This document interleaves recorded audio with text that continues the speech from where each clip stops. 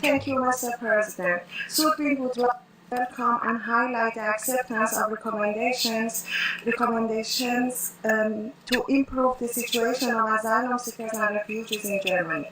We would like to add the need of a special psychological treatment, especially for those asylum seekers and refugees who have experienced extreme trauma cases such as solitary confinement, both physical and psychological torture and rape in their homeland.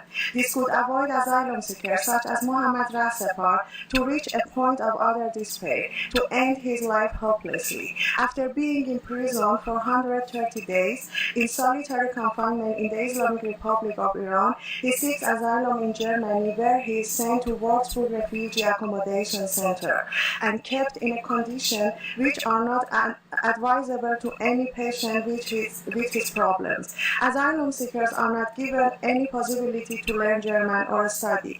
They are not allowed to work, and these lead to more psychological problems among these groups of people and high number of suicide attempts in refugee camps. Sudbury welcomed the acceptation of Sierra Leone recommendation not to deport them back. However, rendering situations so difficult for asylum seekers whose requests have been rejected in the way that they prefer to return to where they have come from is a sort of deportation.